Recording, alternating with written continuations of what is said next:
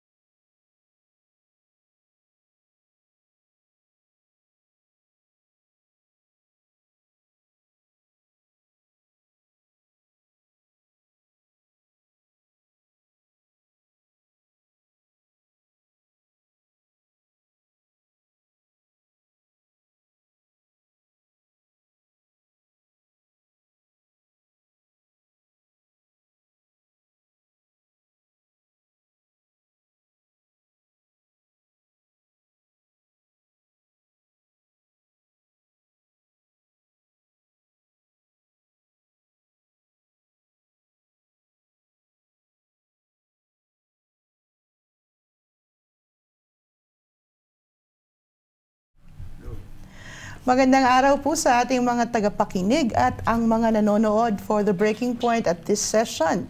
And we have here our guests from the Baguio City Council, Councilor Joe Molintas, and of course, welcome kay Councilor Fred Bagbagin for the first time dito sa Breaking Point. Natatakot kasi ako pumunta rito eh.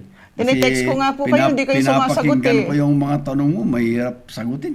Si Sir Fred naman, parang hindi nasanay sa mga tanungan natin.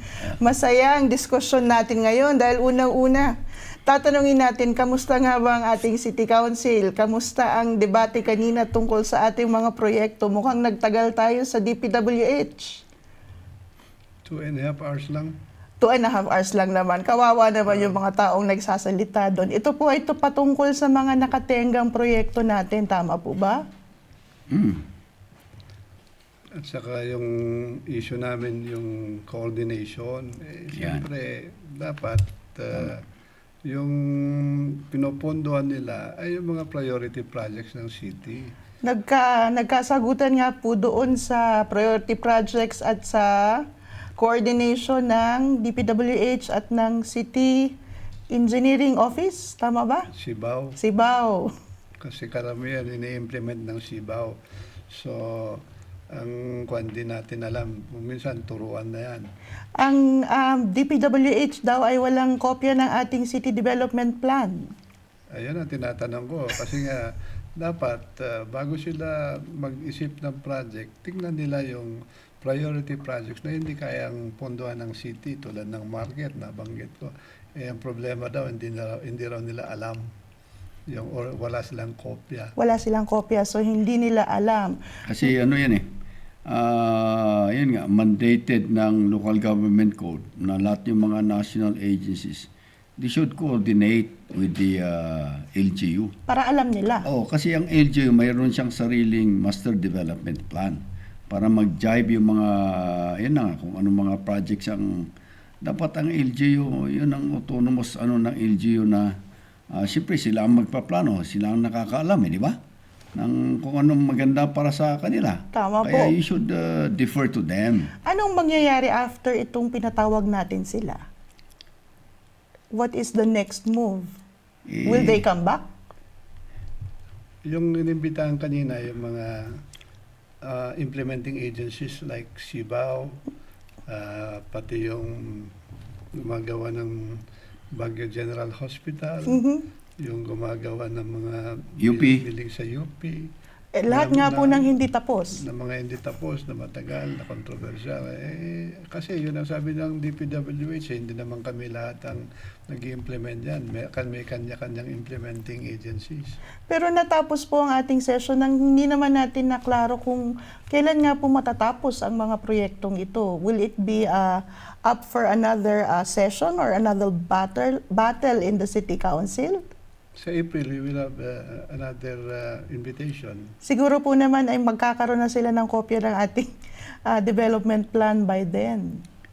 Nagbigay nga kami ng mga copies ng mga resolutions before para kahit na wala ngayong resolution na yan, batay sa local government code, they should really coordinate with the city, with the LGU, di ba? So the bottom line po dito ay coordination and knowing what the city will Para, need. ayun na nga, para pati sa monitoring, yung mga ganon. At saka, katulad ngayong sabi ni kanina, yung sa city engineering, they should coordinate para they could also give inputs. Mahaba po ang usapan talaga sa mga proyektong hindi pa natatapos at it will drag on to our campaign period and of course this will become one of our hottest election issues. But pag-uusapan po natin ito ng mas in-depth siguro po pagdating ng Abril at kapag po kumpleto po ang ating mga panel ng mga tagapag-implement ng proyekto at talagang makita natin kung bakit nga ba ito nasa stall. Ang dami pong nangyari between the last time na nag-guest si Attorney Molintas dito at ngayon. Nagkaroon po tayo ng mga public hearing. Kamusta po yung naging public hearing natin? No? Regarding the city market, am I right? Oo, nag-public hearing through my committee and that of the Vice Mayor kasi nga, in-anticipate namin na darating sa amin yung proposal ng SM at gusto namin malaman kung paano siya nag-umpisa at saka anong status ngayon. So, sa akin kasi, baguhan ako sa City Council, kaya ako ay nangangapa, pero ayaw ko na pagdating sa committee ko, ay magkakaroon ako ng problema. Kaya sa akin, I wanted to see the pulse of the people who had been undergoing consultation from the executive department side. Kaya sa akin, kung sabi ng iba ay useless daw yon kasi done deal daw yon, sa akin napaka-importante doon that we were able to learn what the PPP law is all about kasi before that, mayroon tayong PPP ordinance at mayroon tayong PPP law, national law.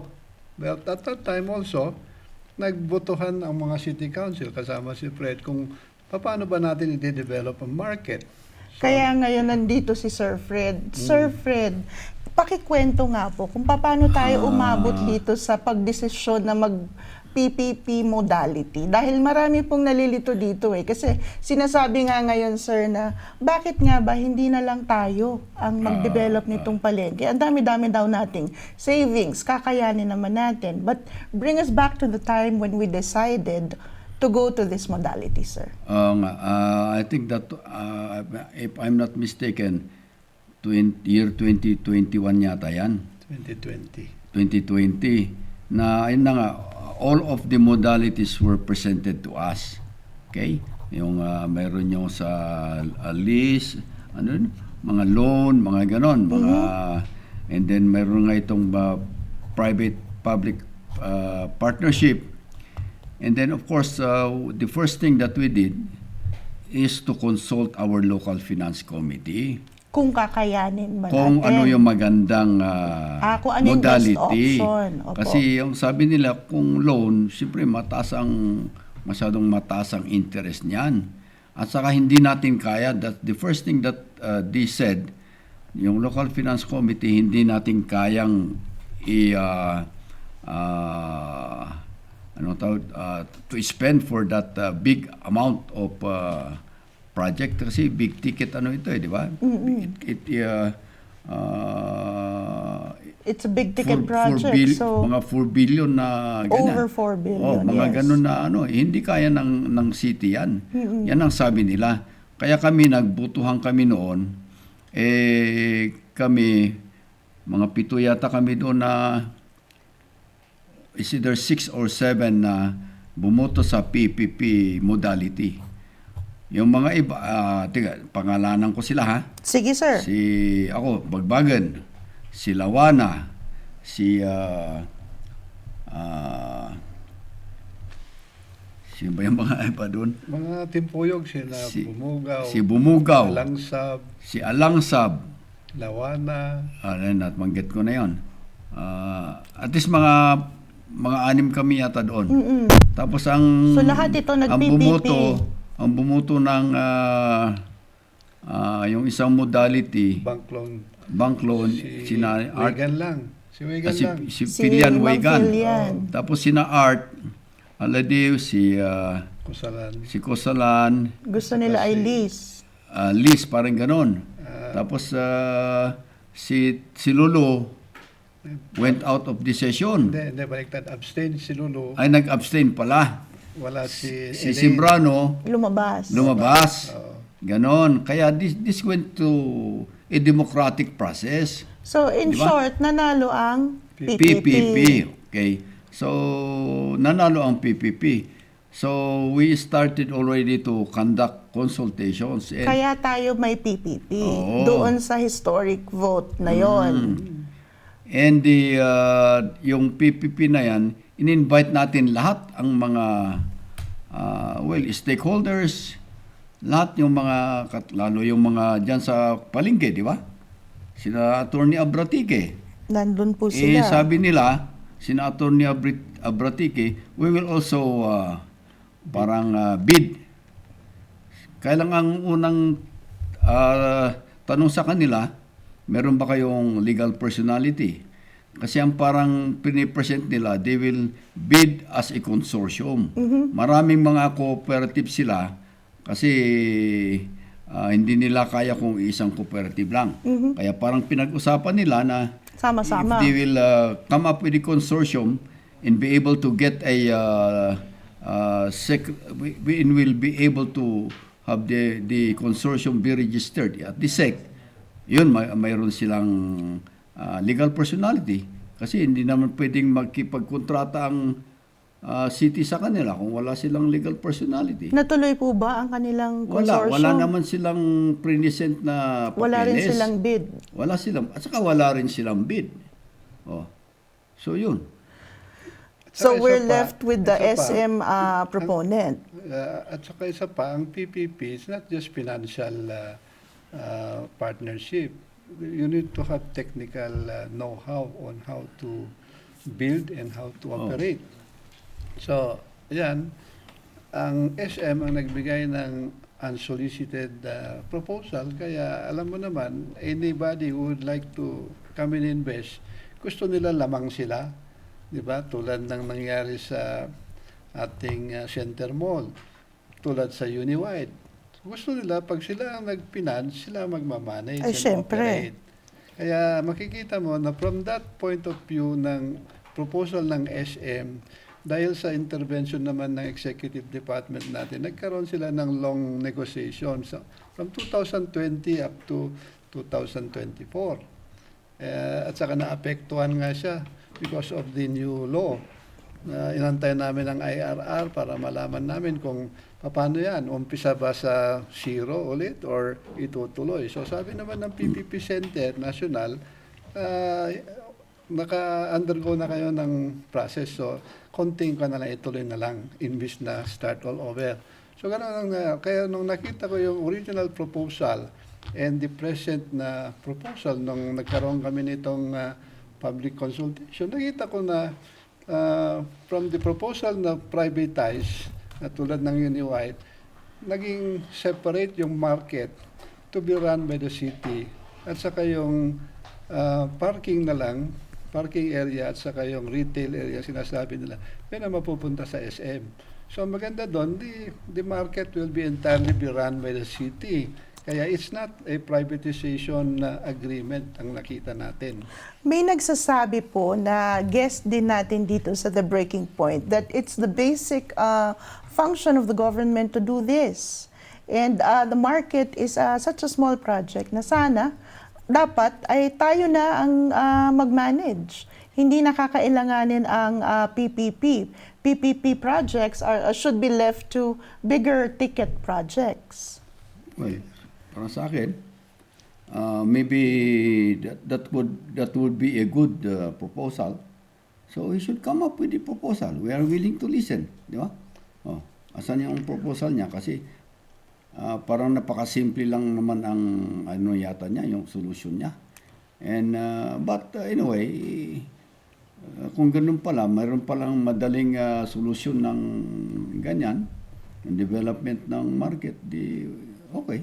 So hinihingi po natin ang proposal Oo, para sa ating palengke. Kasi nga, in the first place, yun ang purpose ng public consultation.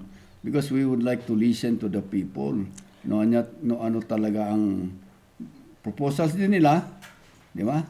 Kasi actually, sa tagal ko sa City Council, ngayon lang ako naka-witness ng mga real public consultations na talagang pumupunta sa mga tao. Kamusta po yung huling public consultation? Meron po bang bagong sentimentong lumabas dito sa konsultasyon na ito, or paulit-ulit na lang tayo sa mga hinaing? Una sa lahat nga, yung mga nagsasabi niya ngayon are people who were just born today siguro, kasi na-resolve na yan in 2020. Dapat nandun sila ng 2020 na nag-o-oppose sila sa PPP. Tapos na yan, na-desisyonan na yan, tapos gusto nilang balikan. So anong ibig sabihin nila? Parang binabaliwala nila yung proseso na dinaanan nito. Ngayon, tapos ang sasabihin nila, dapat kaya naman ng city. You know, our only regular income in the city is 3 billion.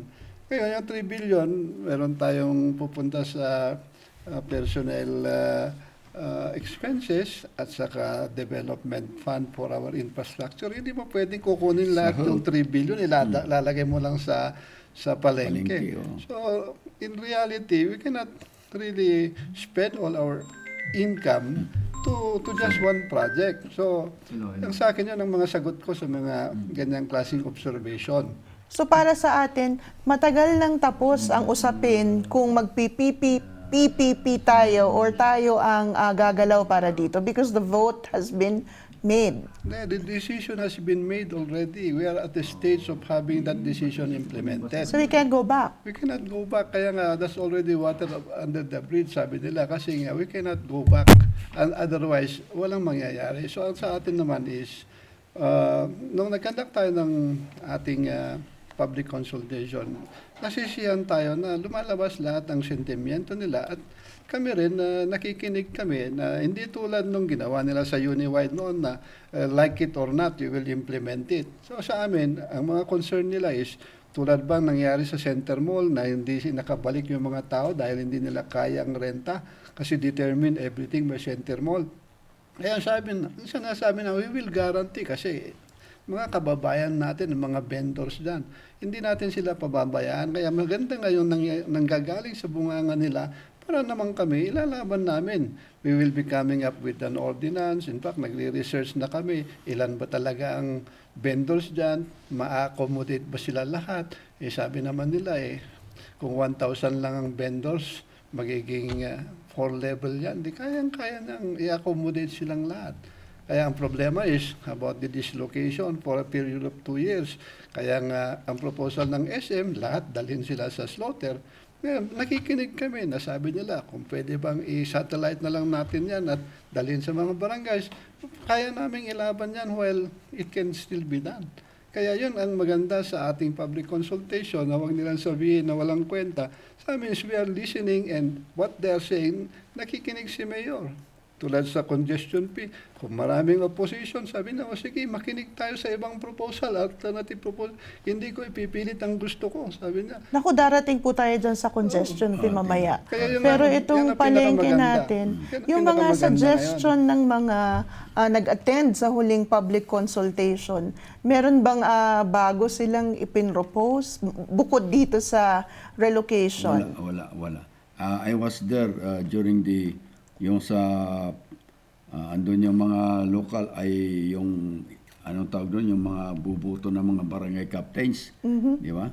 At saka mga ibang civil society groups, andun sila.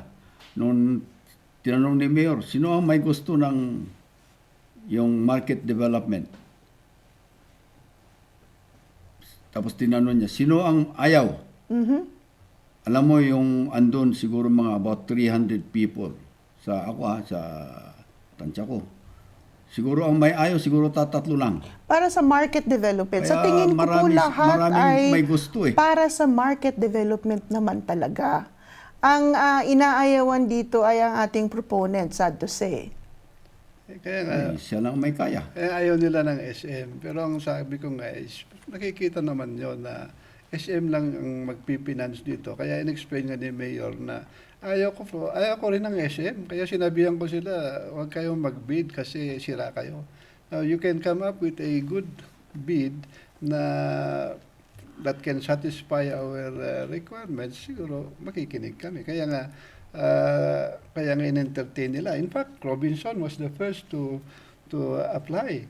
Pero later on, nireject nga ni Mayor kasi nga Kulang sa talagang requirements. privatization. At saka kulang sa requirements.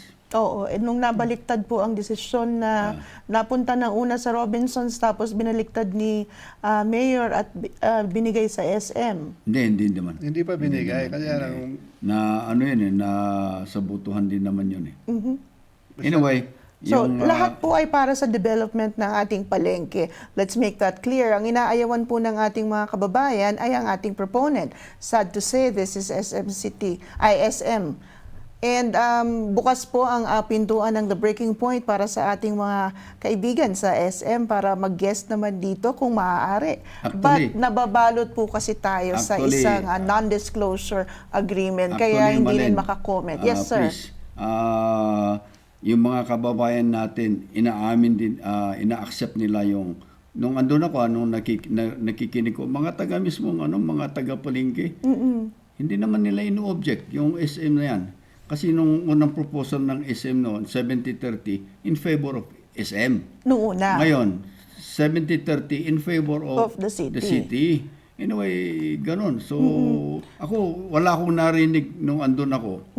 So meron na pong mga taga-palengke na gusto ang SM proposal. Oo, basta gusto nila yung proposal. And they are not looking at kung sino ang kasi hindi naman ito privatization nga, sinasabi nga ni Consular Bonitas. Yun nga yung proposal na ang market, it will be managed by the city government. Kaya hindi privatization ito na hindi katulad ng Uniwide na wala tayong control. Meron na po tayong mga comments dito tungkol sa ating unang issue. Ito po, ang sabi ni Michael, 50 years at least. Congrats SM.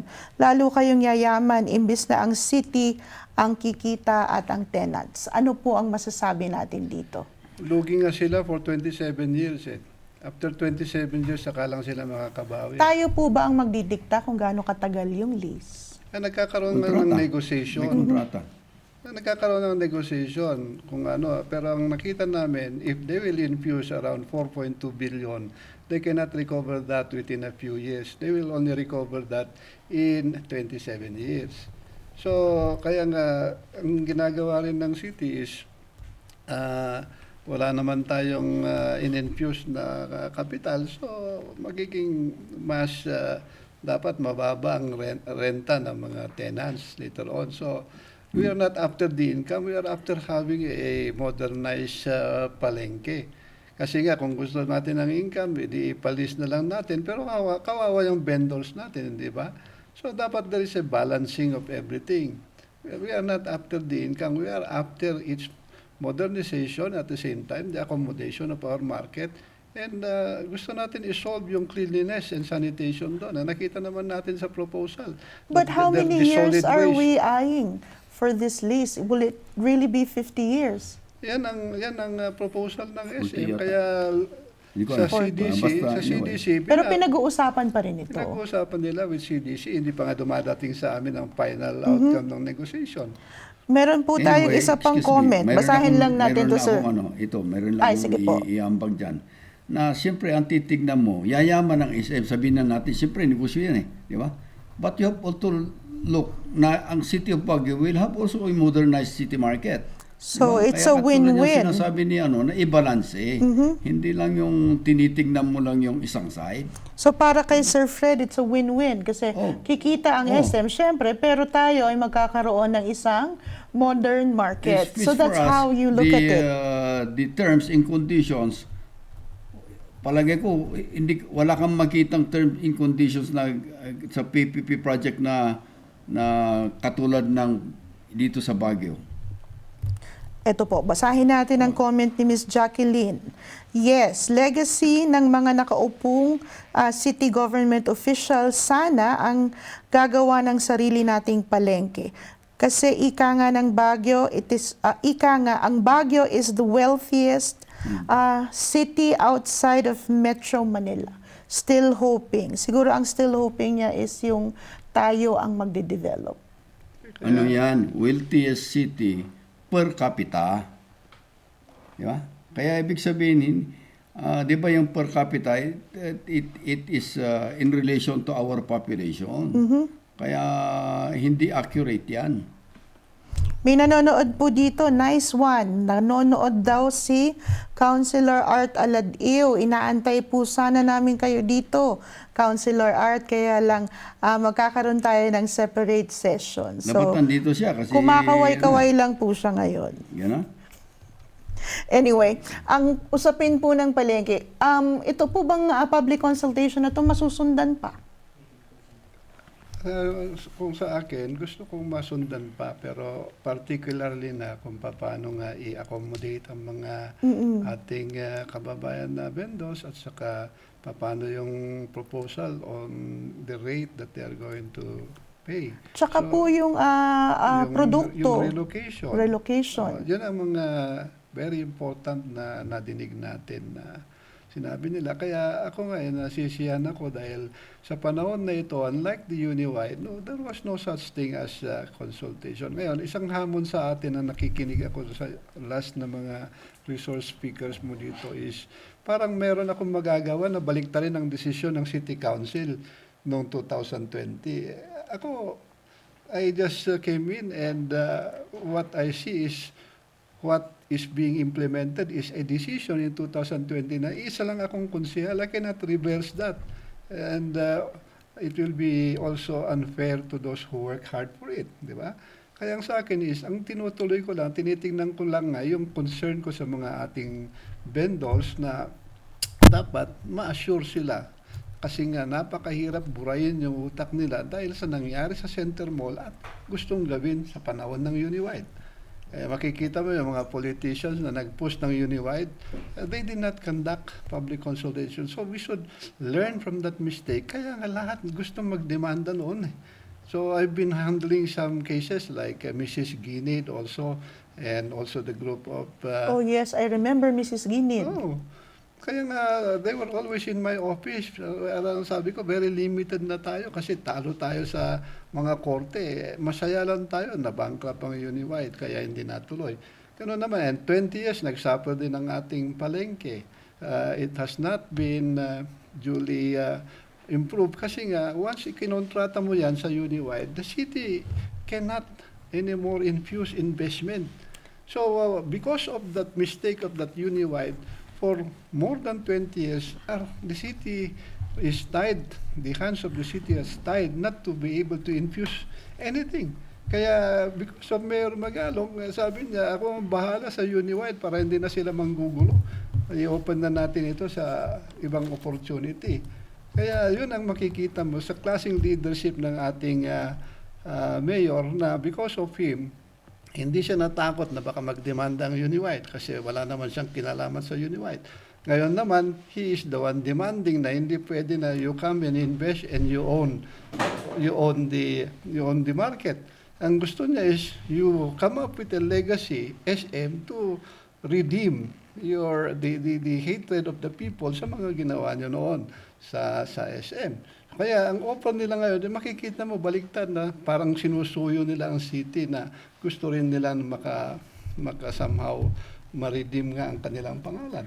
Ano po ba ang sa tingin yung kinakatakot ng ating mga kababayan dito sa development ng palengke by SM? Is it the mallification or is it the thought that the market will go to SM who is lording over retail in the city right now?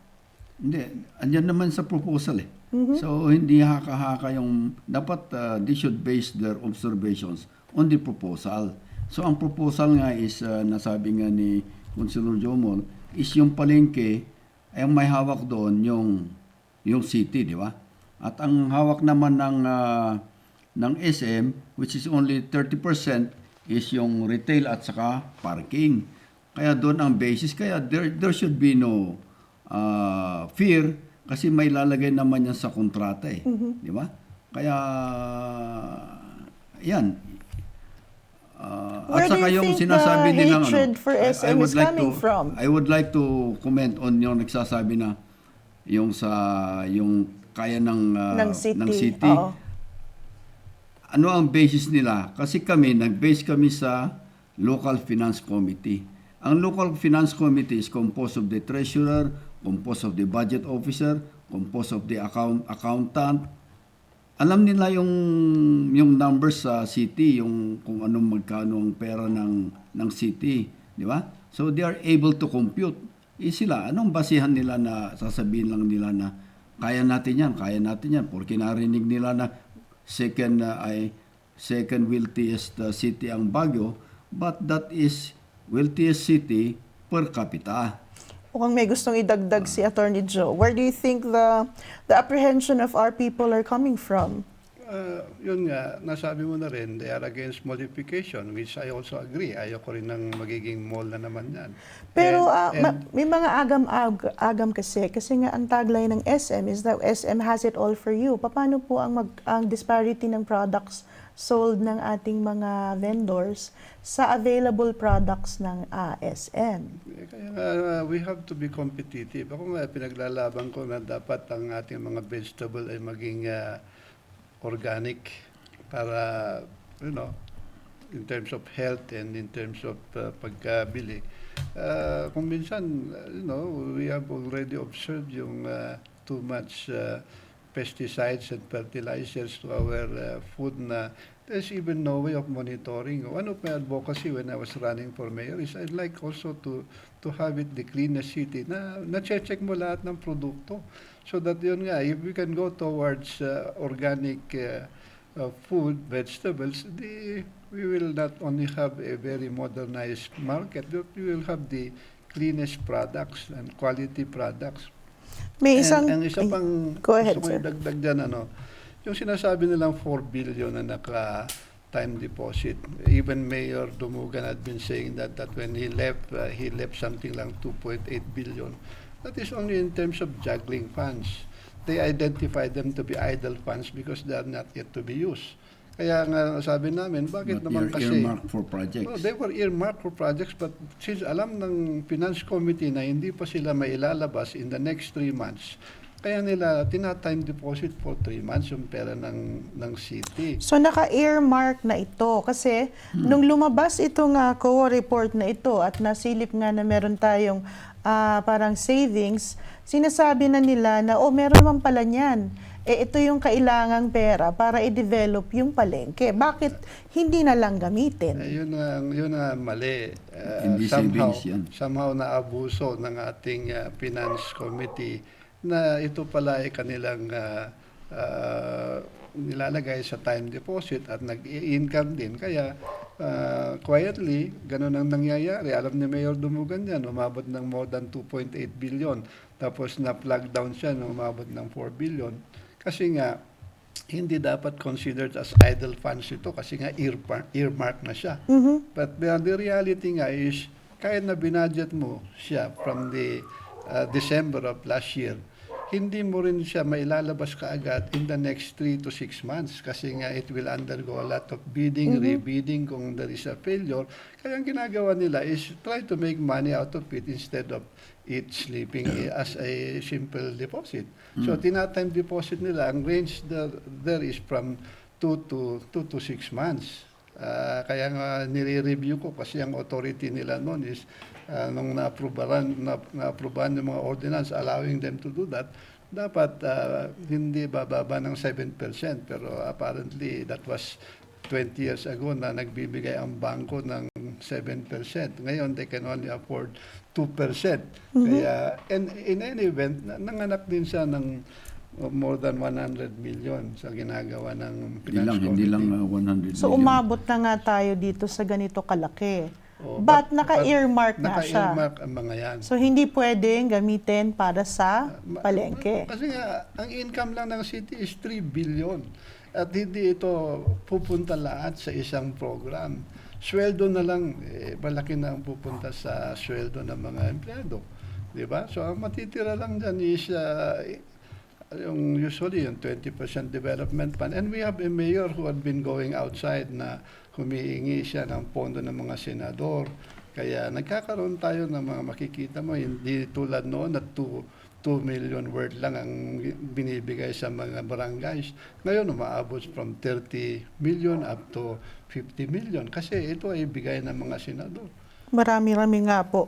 Another comment, I am for the development of the city market. I try going around especially in the morning or late in the afternoon. Masyadong mabaho at sobrang malansa. I believe most of the protesters are from the big-time lessors in the city market. Another comment, basahin lang po natin. Dapat kung gagawin ang market, dapat doon kami sa Burnham lilipat. Kasi kung sa slaughter, masyadong malayo, walang bibili. Pwede rin po kami sa session habang ginagawa ang market. So ito po yung ibang mga komento, malamang meron itong pwesto. Ino-note natin mga yan. Saya-saya nga ngayon we listen to them. These suggestions are realistic, di ba? Na hindi pwedeng lahat sila lilipat sa slaughterhouse. Kaya nga kami rin, we agree with them. But it has to be through a negotiation later on with SM na instead na you'll spend for just one building sa slaughter, dapat kung maaari nga nating ilagay sa mga 20 districts ng syudad para our objective also to disperse the markets to avoid congestion in the center will also be achieved. Ngayon, 2 years naman na experiment yan. After 2 years, tapos na itong market, maganda, ituloy pa rin yun na kung maaari, meron pa rin mga market sa mga 20 districts sa ating syudad. Tama po yun. Bago natin i-close ang usapan sa palengke, meron lang pong comment dito na kailangan basahin. Galing po kay Fiona. Sir, para po masave ang history ng Baguio, pwede po bang masave ang Baguio Stone Market? Pangit po kasi naman yun sa taas ng session tapos sa baba SM pa po ulit. Yun na nga isang feedback na na-receive ko na how do we preserve the Stone Market. heritage and historic places in the market. Kaya nga, I immediately wrote a letter to all the department heads na bigyan nyo nga sa akin ang idea na pag-uusapan nyo in your negotiation with SM kasi hindi kami party dyan. So, gusto ko rin makita kasi yan din ang... So, we're considering this proposal na ma-preserve naman itong ating stone market. Yan nga ang ni-raise. May Sir Fred, sasabihin natin sa sa developer na at saka would just like also to say na ito parang 5 years in the making ito kaya walang rush na ito, di ba? There was there is no ramming of the project sa throats natin, di ba? So there were many engagements, there were many consultations. Ang dami-daming consultation yan. Hindi lang I think umabot yata ng 19 na consultations Kaya But what is the next step? Ngayong nag-consultation tayo, ano na nga po ba ang mangyayari? Well, it has to be finalized in the City Development Council composed of the barangay captains and also civil society and the executive. So nasa CDC napunta na doon napunta Nandoon na, nagbotohan na, andun na nga ako Opo. And all of the barangay captains approved and all the civil society groups who were there also approved. Ano lang ang nag-oppose si Atty. Abratique, si Ted Tan, parang dalawa lang yata sila. Dalawa lang po ba? And yet they are not members. Actually, they are not members of the City Development Council. Kaya lang, si Mayor, inano pa rin niya kung sino yung nag-oppose kahit na hindi member ng City Development Council. So after the CDC, what is the next step? It goes to the city, and then we will also know what can be divulged, and then we will determine whether we will affirm the decision of the CDC. So ito na yung, when you affirm when the council affirms the decision of the CDC, yes or no ito? Meron tayong 120 days yata. We have 120 days to study carefully and ensure nga yung mga pinaglalaban ng mga stakeholders, mga vendors. Ako rin, siyempre, taga Baguio ako, wala akong tatakbuhan eh. So Pag, this is pag this will be mali- the historic vote Oo, of pag the mali. council uli. O, pag Tama. nagkamali kami dito, sisingilin tayo ng mga kababayan natin. So I cannot also afford to... Aabot ba to, sir, sa present council? I think so, for me. It will it will be in the middle of the Kasi atika, campaign. 120 days is ilang months ba yan? 4 Apat na months. buwan. Ay, hindi ako sigurado pala kasi Hindi na natin election alam. na pala sa itong Opo. May pala eh. Sa May na ang election natin. Oo nga pala, no. So, natin baka alam. hindi umabot ang botohan Baka. ng konseho dito. So, carry over to sa bagong konseho kung sakali. Pwede. Pwede. So, We wait do not and know. see tayo. We do not know. Yeah, that Pero can- pagkatapos that ng can happen. CDC, ito na po yung mangyayari. Boboto na si council. Kasi Okay. yun ang proseso eh. Hindi kailangan boto ka agad eh. Kasi nga, hindi pa namin alam yung mga... Oo. exact So hindi terms. ganun kabilis yun. Tsaka kung meron kaming hindi rin gusto, pwede namin subukan na i-negotiate kung kaya nilang alisin or idagdag yung mga request, then that's the only time na sabihin namin na ready na kami sa botohan. Okay. Nanonood din po si Sir Ted Tan. Kamusta po, Sir Ted? Oo. Nababanggit po ang pangalan nyo dito sa show. Imbitahin mo rin siya rito. Iimbitahin po natin ulit si Sir Ted. Mukhang nasagot na po itong tanong ni Miss Marimar Robles. Bakit hindi ang city ang mag-develop? Nasagot na po ito sa unang bahagi ng ating talakayan. Ngayon, punta naman tayo sa isa pang mainit na topic. Ito po bang congestion fee? Ang daming dalang papeles ng ating dalawang bisita ngayon. Nakakatakot. Pero ito po ang history ng sinasabing congestion fee. Dahil iba-iba na ang tinawag dito over the past years. Tama, sir? Dapat ang dyan siguro, smart mobility, ano yan? Transportation and Mobility Master Plan. Oo, dapat gano'n. Kasi pag congestion fee, parang nakatutok lang tayo doon sa 250 pesos eh. Talaga pong napagdidiskitahan itong 250 pesos. Nung una ho kasi 500, tapos ginawang 250. Baka pwede namang 150 na lang. Ganun po ba yun? Hindi, maganda rin malaman din natin, may history din ang City Council dyan na in-approve nila itong Smart Transportation and Mobility Master Plan. Opo. So That ito is in naman yung 2022. ugat nito. Oh, because of this, na-submit at na-approve through the endorsement of the then chairman of the Public Transportation, si Councilor Bumugaw, ang member niya is Councilor Alangsab at saka si Councilor Aladiw. Silang nag-endorse nito.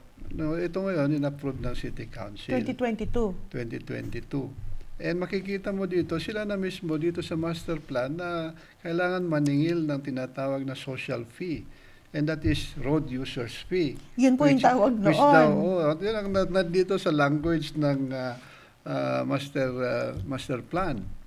Nung nagkaroon ngayon ng unsolicited proposal, yan ang kanyang tinawag na congestion fee or decongestion fee na hindi ko masyadong napag-aralan kaya hindi ako pwedeng salita tungkol dito, pero ito nga nare-research ko na in so many instances, so many councilors had been asking for an implementation of an environmental fee. Lahat ng papasok na turista, lahat ng mga motorista. Naalala ko po yung environmental fee na yan. So environmental fee, congestion fee, they use that word already, congestion fee. At saka sanitation fee, environmental fee. Kaya nga, Sabi ko, bakit naman sila biglang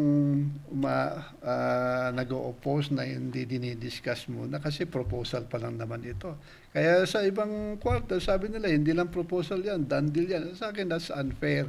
Kasi nga, it's still undergoing Hindi pa process. may submit sa amin. Wala pa sa level Wala ninyo pa. ito. Wala pa. So talagang nothing is really sure. Kaya nga, Ano ba? maganda nga ngayon, we want people to object, to voice out. Kaya nga, nakikinig naman si Mayor, nakikinig din naman kami. Well, I think there At is saka a sa strong ano, protest. Hindi totoo yung sinasabi nila na dandil at we will ram it on the throat. That's not true. Kaya nga sa amin is let's be calm, let's review it. Kaya ito naman nasa kabila, without telling us what they have been doing, they're pretending na wala silang kinalaman. Samantalang sila naman ang in charge sa mga committee on public transportation na sila mismo nag-endorse itong master plan. Noong panahon na yun. Noong panahon nila. Ngayong umiinit ang usapan, Pinupolitika. yun po ba ang nangyayari talaga? Oo, naririnig ko sila. Yan sinasabi nila na kami yung lalaban ng congestion fee. Sila rin naman ang proponent noon, di ba? Tapos, alam mo, ito, para sa akin, ang tingin ko dyan, this congestion fee, ito ay recognizing that there is a problem, di ba? Anong problema natin? Mayroon tayong traffic congestion, di ba? So that is a proposed solution to this problem, this traffic congestion. Kasi alangan naman na hintayin na natin na parang katulad yung sa EDSA. They could have foreseen that yung mangyayari sa EDSA, di ba? So hintayin pa ba natin na gano'n na mangyayari dito sa Baguio? So this is forward looking na in terms of ano mangyayari sa 10 years later na, di ba, titignan natin as of now, we are already experiencing traffic problem. So this is one proposal. So we are also inviting others if they could also give proposals. Hindi lang yung basta criticize na lang criticize, because we will all consider all proposals, di ba? Kaya hindi totoo nga yung sinasabi nilang done deal kasi hindi pa nga napupunta sa amin ito eh. Mukhang lahat po ng ating PPP ay inaakusahang done deal kasi. Oo nga Hindi. parang ganun nga. Tingin ko dyan, kasi nasanay sila sa mga past administrations na nandun na for Naku, implementation. ibang train of thought naman ito ngayon. So nasanay tayo sa done deal kaya Kaya- may trust issues na ang ating mga mamamayan ngayon. Kaya ngayon ang sinasabi ko na masaya ngayon kasi the mayor believes in good governance, that we are democratic, transparent to tell the people this is the plan that is being brought to us. Kaysa naman tulad mo, Jadewell, andun na siya.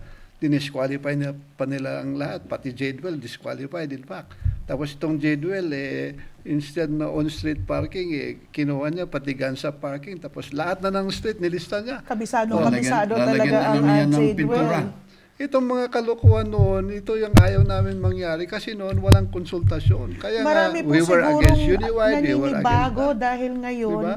ay wala kayo sa forefront ng protesta, Attorney Joe. Oo nga. Kaya siguro akala nila ay done deal kasi ang naaalala sa inyo ay nandun kayo sa Sa protesta. harapan. Kasi nga, Ngayon po ay kayo ay umuoo dito sa patakaran ngayon. Kaya siguro ngayon, maraming naninibago. kaya nga sa amin, hindi tulad noon na implementation na lang bago mo malalaman. Ito, proposal pa lang, talagang dinadaan nila sa konsultasyon para we are happy that the people are speaking. Kaya inihiling naman namin is wag naman nilang gawing misrepresentation na kung ano ang sinasabi nila. Tulad ng market, sinasabing privatization. Ako, I am against privatization. I am against modification. Kaya nga, if I see that it's going towards that direction, I will be the first to oppose. Mukhang ganun din naman si Sir Fred. Oo naman, siyempre. Kasi kayong Kasi dalawa nga kung- po ay dapat ay nasanay sa protesta. Kung sinasabi nila yung legacy, bakit kami ba hindi ba rin namin iniisip yun na dapat ang iiwanan namin na legacy sa kabutihan ng City of Baguio, di ba?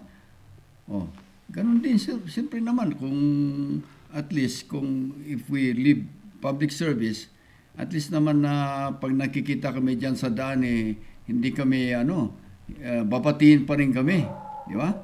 May bumabati pa rin naman sa bumati inyo, okay naman nga, wala naman akong At saka mo yung sa San Fernando, Pampanga, yung sa SM doon, yung palengke.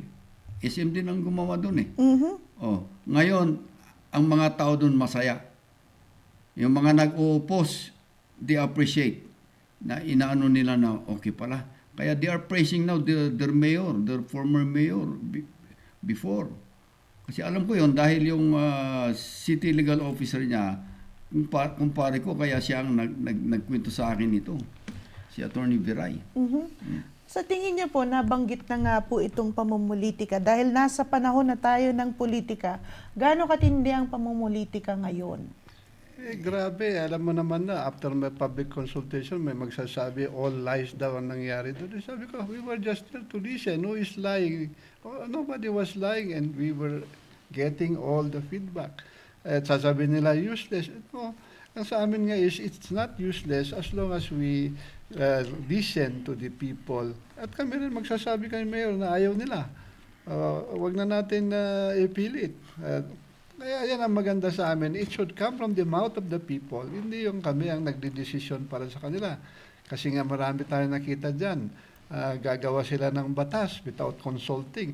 Magugulat na lang tayo. Meron pala silang ginawang revised city charter na binibigay na nila yung 13 barangays sa BCDA. Ibang usapan diba? Naman po itong Pero sa 13 akin, barangays natin. City charter po ito. Importante din po ito. The important thing is about consultation. Kasi nga, walang sisihan. Pag nilatag mo, wala kang tinatago, and still it is found to be a good agreement, then wala kang masasabi na kasalanan ito, kasalanan nun. Sa atin is we see to it that we are not fooled. Sabi ko nga, yung Jadwell noon, ang sabi nila, they will be paying us 80-20, 20% ang sa city. Nagbayad ba ang Jadwell sa city? In fact, kinuha niya, kinamkam niya lahat ng kalsada, gusto niya lahat, pangolektahan. Pero ang binabayad lang niya, yung dapat ibayad niya sa GANSA parking system. And that our officials did not say anything about that. Kaya dapat ilabas din natin yung issue na yun. Yung Jadwell. Yung mga kalokohan nila noon. Yung Kailangan Jadwell, po, saka sa Uniwide. halukayan muli ang Jadwell. Masalimuot ito. Lalabas po ang pangalan, of course, ganyan ng talaga ating yung former politika. Mayor Braulio Yaranon. Lalabas lahat yung mga kasi ganyan naman Basta hindi nagsasabi ng kasinungalingan. Pero pwede nga po ba ito? Pwede nyo bang sabihin sa ating mayor na ayaw talaga ng tao, itigil na natin ito? Yun naman ang aming masasabi na at least we have a mayor who will listen. Kaya kami, we are very supportive of his advocacy for good governance because that is what we want. We will not like to decide without the people knowing it and then surprising them in the implementation. Gusto mo naman talaga idaan natin yan sa transparent na proseso, ipabigay alam natin sa kanila. Tapos kung yung mga affected, yung mga key stakeholders will also state their position, then we will be the first to advocate for them. Hindi ko kasama kami ni Mayor ay lahat ng sasabihin niya, anong susundin klaseng namin. pagtanggi po ba ang kailangan natin para sabihin nating ayaw talaga ito ng nakararami? For example, successful naman yung pag-advocate ng mga iba na no to congestion fee. Kaya nga sa amin naman, sabi ko, huwag naman natin sisihin si Mayor kasi ang daming proposal dito noon na congestion fee ang terminology Ito nila. po, ang kapal-kapal. Ito ang kapal-kapal. Ito yung isa sa mga agenda namin kanina. Kaya kung nakita, binabasa ko, ang daming proposal. Naalala ko po yung environmental fee na yan. Kasi i-impose ito dapat sa ating mga turista pagpasok pa lang nila ng syudad. So, 20 pesos yata ito dati, 50 pesos. 50 pesos, 75 pesos, pesos, 100. Kaya sabi ko, maganda nga itong idea, wag nating isyan ito. Pero gawin natin dito, kung papayag lahat ng blessed area, na lahat ng turista sa papasok ay magbabayad para may pondo tayo sa blessed. at also to preserve our environment. Kaya napakaganda, wag nating i-condemn kaagad. What we're proving with this pile of documents here is that long ago, matagal ng panahon, ay gusto na nating Lumabas na yung term na mag-impose. congestion fee, Oo. lumabas na yung term na congestion. At saka, kung I also, itong program na ito, sabi ko nga, this is a solution to our traffic congestion, di ba? Now, ang nakikita ko rito, yung sa little, kung tama yung pagkaintindi ko doon sa kasi pinisent din dito sa amin eh. Kaya nakikita ko rito na kasi ang hindi naman ito 24 hours na may window period ito, di ba? Pag rush hours daw po. Oo, sa at saka umaga at sa hapon. at saka yung mga jeep libre sila rito. Hindi sila magbabayad ng jeep, di ba? Kaya ang parang inaano rito, ang parang dinidiscourage is for private vehicles or for motorists to bring their vehicles. Kasi mayroon ngang bayad katulad yung sa Singapore, may mga Sa sentro, sa CBD. kung pupunta ka ron, magbabayad ka. So, ang kaakibat nito is for us to improve our public transport system. Di ba?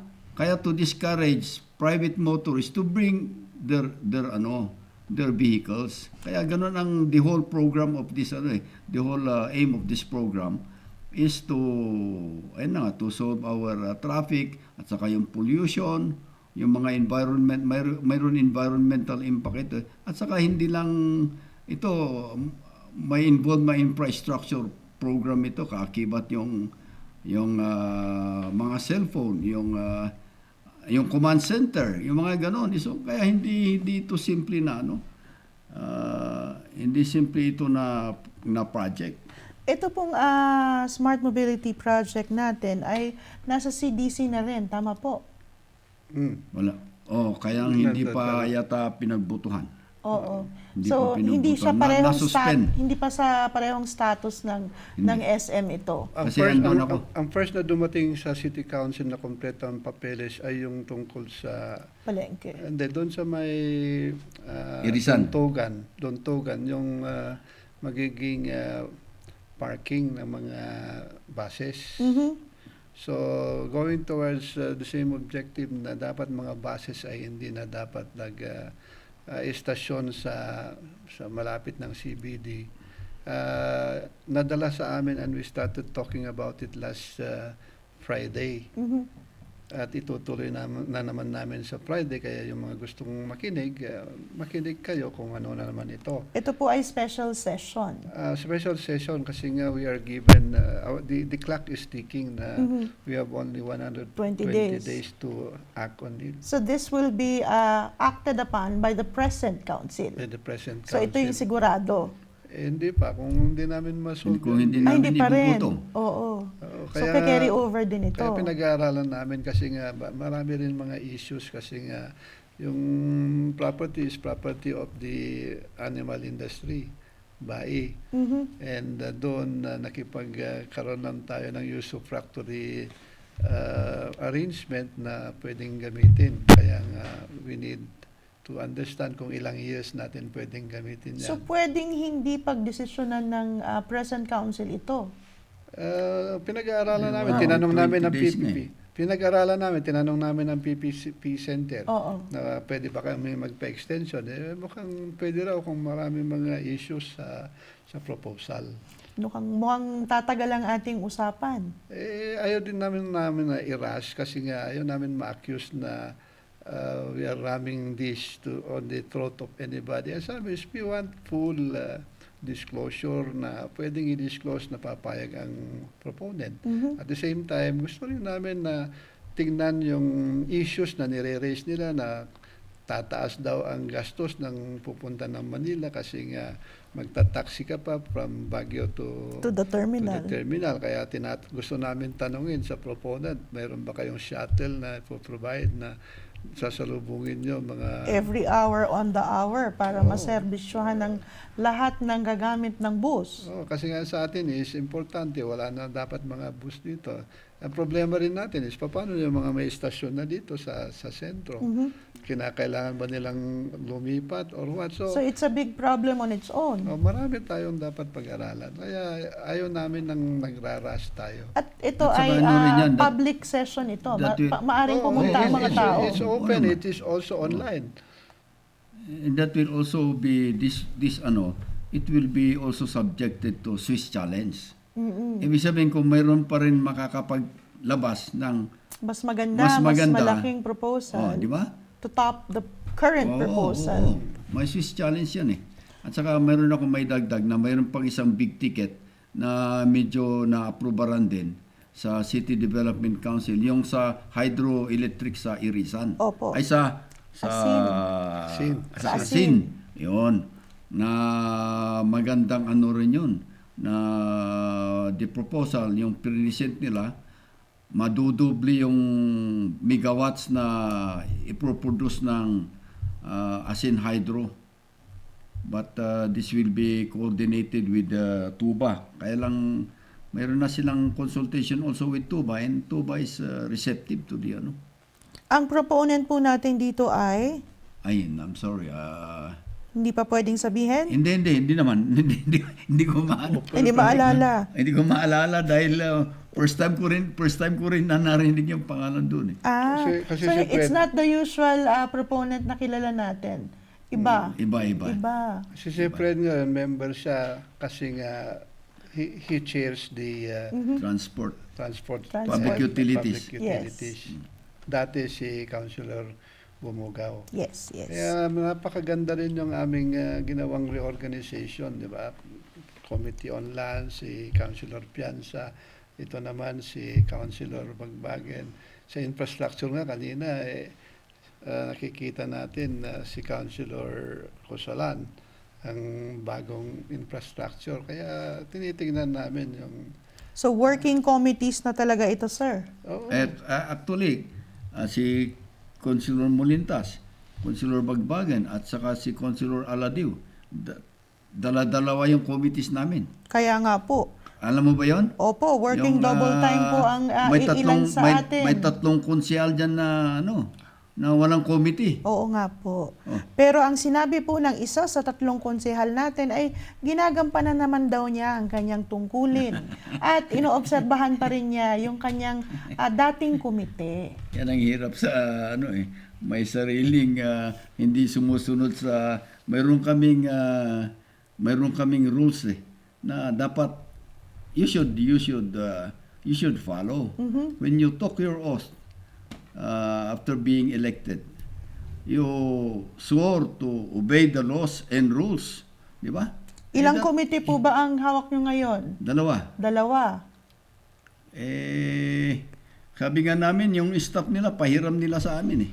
Pinahiram po Pati ba? yung sweldo nila, medyo Pati yung- bawas-bawasan nila.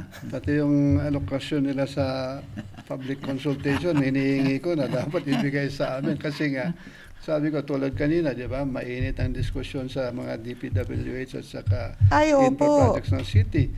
Dati silang may hawak ng infrastructure.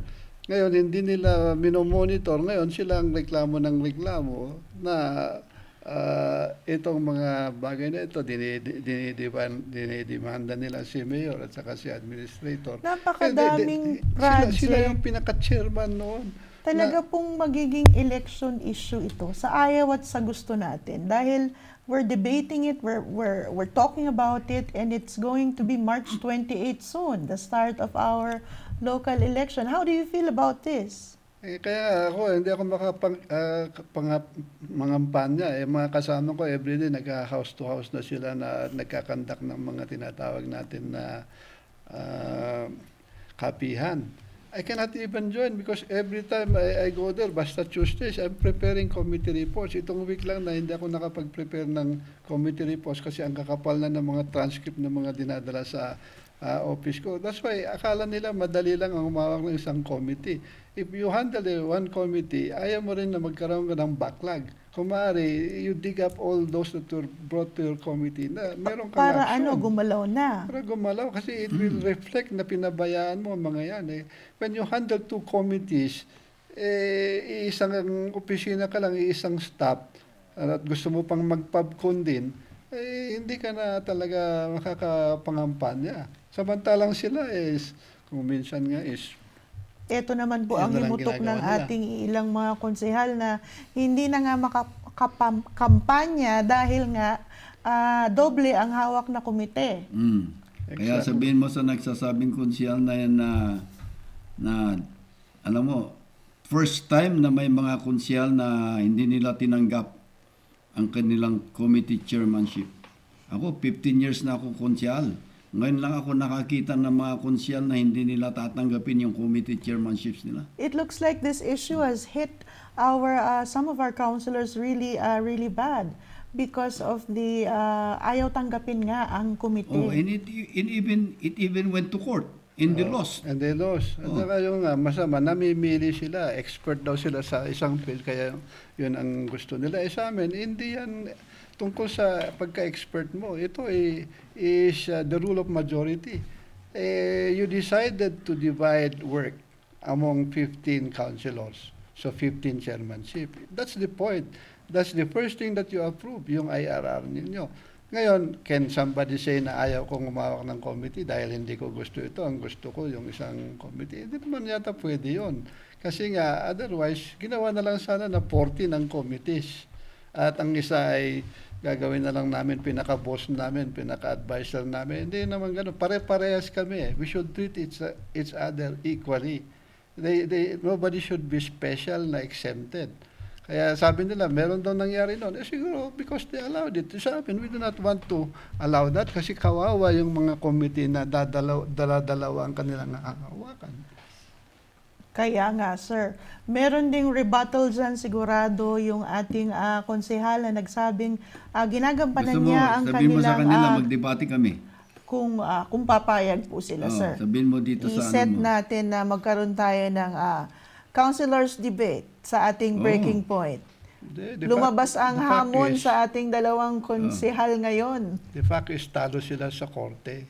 There's no more reason for Kaya them. hindi nga dapat talaga pinagdidebatihan niya. Kasi natalo sila sa korte. May decision na. May desisyon na eh. They should respect the court. They should respect our internal rules. Para makapagkampanya na rin kayo gaya ng ginagawa nila. Para patas. Yan nga mahirap sa kanila. Akala nila ang maging konsyal ay magsusweldo ka lang. Hindi. You're supposed to do your work because you were voted into office. Hindi pwedeng mamimili ka. Ako I'm a lawyer. Tapos dahil I do not belong to the majority, dadalhin lang ako sa committee on yung ayaw nila. In other words, di ba? So kung araw ko nila, kung mamimili na ka, dahil abogado ako, gusto ko kagad yung committee na for a lawyer. Pero hindi, that is not the way it works. It's the rule of majority. So if the majority says you handle this committee, you have to study and learn. Napakadaming I was a victim of that. Kasi before, I was the chairman of the Committee on Lands. Di ba? Kaya lang, gusto nilang kukunin nila. Anong nangyari, sir? Natalo ako siyempre because they are the majority. And I respected it. I did not hear me complain. So you accepted the committee given to you? I accepted the committee that was given to me. And that's it. Because that is rule of law yan eh. If you're a public servant, you should be a model for yung sa pagtanggap ng rule of law. Di ba? Paano ka magiging bitter pill, swallow the bitter pill. paano ka magiging public servant if you are a violator of the law, of the rules of the city council? Sabi ko nga, you cannot become a good leader if you're not a good follower. As simple as that na division of labor, you are supposed to handle a committee. Mag-aayaw ka dahil ayaw mo yung committee. Hindi, even Councilor Pianza, ayaw din niya ng education noon, but because he belonged to the minority, he was the one who handled the Committee on Education. So everybody must learn whatever is assigned to him. Ako rin, binigay sa akin nun, Committee on Ethics, yung mga ayaw nila. Ganyan. Naaalala ko po yun. May isang comment po tayo dito mula kay Sir Elpidio. Kaya sobrang traffic po ay nagdagdag sila ng 200 units ng taxi. Sabi nila noon, hindi na sila magdadagdag. Kaya lang naidagdag ang 200 units. So ito lang po ay opinion ni Sir Elpidio. Kaya nagkakabuhol-buhol daw po ang Pero traffic. i-clear natin yan. Kami nga rin nagtataka kami. Bakit ano yung sinasabi nilang 200 taxi? Apparently, may nag-approve ng prangkisa na outside of Baguio, pero ang operation naman nila is Baguio. Kaya we are still looking into that. Kaya, Iniimbestigahan pa rin ito, sir. At saka that was approved even before the time of Mayor Magalong. Mhm. Kasi kahapon tinanong yan kay Mayor eh. Sabi niya, wala pa ako noon, hindi pa ako Mayor yan nung inapprove yung 200 ano na yan, 200 taxi. Kaya Dumami ang kaya taxi hindi bigla. ngayon, Oo. kaya hindi ngayon ano yan. Hindi ngayon administration na inapprove yan. So Sir Elpidio, iniimbestigahan pa rin itong issue ng pagdagdag ng 200 units ng taxi. Naalala ko po itong pagdagdag na ito Ayun nga, noon. but ang ano dyan, it was approved before. Mhm. And now we're suffering because of it. Oo. Sir, ang dami nating big ticket projects, gaya nga ng sabi ninyo. You're deliberating on one, itong tungkol sa ating transport terminal, which is open to the public, by the way, on Friday again. Friday. Ano po ba ang ma-advise nyo sa ating taong bayan? Dahil ang dami po nating kinokonduct na public hearing. Tapos, pumupunta naman po ang ating mga kababayan. Itong ating PPP projects, marami na pong debate. Marami ng, a lot of friendships have been tested. A lot of alliances have been tested with these PPP projects and the apparent pulse of the people. Ano po ba ang ma-advise nyo sa ating mga kababayan ngayon? Na we are at the cusp of an election and we are at the brink of public consultations and impending decisions. Sa amin, ang tema namin is good governance, get involved. Get involved. We want them to be involved. We want them to criticize. We want them to talk because how could we be guided if they will just wait and see and then complain when there is already a decision? May mapupuntahan po ba ang kanilang mga hinaing? Kaya nga, ang gagawin natin is we open things in a transparent manner para they can infuse their brilliant ideas and so that we will know. For example, kung sasabihin nila maghanap ng city ng pondo, i-reject natin yung PPP kasi lugi tayo, di maganda. So, mas maganda kung sa planning stage pa lang, they are actively involved. They will give us weapons to oppose it as their elected officials. Hindi yung masama yung saka ka lang ma-involve kung nandyan na may implement na dapat from the very beginning, involved na kayo, yung position nyo is consistent naman. Kaya from the very beginning sana, kung they have been opposing, hindi kami ngayon ma-accuse na tapos na ang mga yan. Tapos na ang boxing. Dapat gawin nyo yan, baliktarin nyo. Hindi pwedeng ganyan. Ang isang gobyerno, kung merong plano na approve, kailangan implement. What kind of leader are you if you are not going to implement it, di ba? Yun ang hiling namin. We are happy that people are talking, they are criticizing. Ang hiling lang namin is, do not be allowed to be politicized. You learn the matters by yourself. It's very easy to access information. Kaya we should all help together in going towards what is good for our constituents. So give us At weapons saka, to oppose it. Sir Fred, go ahead. We also let them participate in the decision making.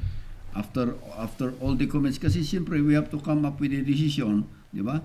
And siyempre we have to go by the principle of majority rule. Di ba? Ganon? Kaya we let them vote through the City Development Council. Ganon yun. So there's a process.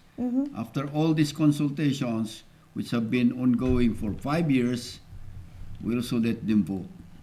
Tama Kaya po, kung 5 matalo taon na doon sa ito. CDC, tapos na, wala na. Oh. Diba? Ito pong ito pong deliberation on Friday. Pakiulit na lang po natin so that those who would want to go to the city council to Meron listen din in. naka-ano rin yan, Naka-live din. Naka-live din. Oo. Kaya pwede rin silang This is about our transport terminal. Terminal. Oo. At At saka, saka sa- actually, dalawang agenda. Hindi ko lang nakuha yung pangalan ng isa. But naumpisa na kasi namin last Friday, kaya sabi namin, we invite more people to explain to us what this is all about and how will they respond to the initial na protesta. Kasi Councilor Tabanda and the others are questioning na lalayo siya, magiging mas mahal, which are also legitimate na concerns. So, we would like to know from the people themselves na ano bang plano ninyo. Yung tungkol ano po, sa yung issue owners nito. ng itong mga nag-ooperate naman ng mga bus na dito rin ba? Nakita namin Oo, sa sila. makapal Pupunta na binigay rin. sa amin, pati Victory Line, they have been Genesis, participating. Victory, Oo. Solid North, magkakatabi na po yan eh. Lahat Pati sila. ba mga van Kaya kasama? gusto natin sana alisin mga bus sa GovPack. Government Pack. Matagal na pong plano ito. Hindi lang plano. Merong ordinance na nakita ko, matagal na dapat wala ng mga bus Baka po sa mas makapal GovPack. pa dyan ang ating Ah, oo paperwork nga. doon. Yung paperwork na binigay sa amin, ganito, kakapal. So it's a long-standing plan at finally, ngayon lang ito nagkakaroon talaga ng balangkas at ngayon lang tayo nagkakaroon ng chance to deliberate on it. Sometimes talking about issues is a good thing because there is an issue, there is something to talk about. So ito po ang sinasabi natin, get involved. Get involved. Oh, tama. At saka sa March 20, mayroon Transport Summit. Ito po yung tinawag ni Mayor Magalong. Oo. Kaya nga, kasi dahil gusto nga niya talagang, gusto niya talaga mapakinggan ang mga tao. Ano po ba ang magagawang kabutihan nitong Transport Summit na ito sa March 20? Ayun nga, to listen to the people. If there are other proposals, if Sino there po ba ang are- magpapanel? Kayo po? Council, si Mayor, nandun po ba ang... Andun lahat yung mga stakeholders. Oo. All At saka, stakeholders. all the citizenry of Baguio are invited. Kung sino ang interested. Okay. Kasi very transparent nga tayo eh. So tayo ang mag-uusap. Wala dito ang proponent. Wala pa yata Wala mga pa. proponent. I don't So know. it's the stakeholders and the officials. Yeah. So that is what's going to happen on March 20. And again, we are asking people to attend and to air their grievances or their opinions, correct? Or their solutions also. Ito po ang They're also maganda, ang invited solusyon to- or they're kanilang also- proposal. kanilang proposal. And we will consider them also. Diba? Okay. We have tackled a lot of projects, issues, and a lot of sentiments in tonight's episode, and we hope that we will continue to tackle city issues and city concerns because ultimately these concerns will trickle down to our citizenry. And we are lucky to have very responsive public officials. Tonight, we thank Councilor Molintas and Councilor Bagbagen for gracing again the breaking point. Because in this show, we would like to embody transparency and of course, the pulse of the people. Maraming salamat po sa episode na ito. Nagpapasalamat tayo. And we enjoin everybody to keep the conversation going. Para po sa Breaking Point, Malen Katahan. Magandang gabi po. Magandang gabi rin. Thank you, Salamat Malen. po, Thank salamat. you also for inviting us. Thank you. At makita naman kami, Oo nga po. We do not attack personally other people. Unlike when we were watching, we were being branded as attack dogs. Sabi na, ano ba namang klaseng kanyan? Ang sa atin is you can speak your mind and that should be respected, not as if you are a puppet of anybody. We are also proud that in Baguio City we are being elected because the people have faith in us and we do not want also to betray them. And we will not do that. Taga Baguio po kami, wala kaming pupuntahan. Kaya ang sa amin is we want to be your voice. Yun po ang gusto namin. So the more you speak, the better para walang sisihan in the end. Councilor Fred? Yeah, I think tama yun. Yan na nga. Councilor Molintas has said it nung nasabi niya ng good governance, gusto yung people to get involved. Yun na rin siguro. I think that is the clarion call for today, for people to get involved. Get involved and air your side. Okay. Thank you. Walang sisihan.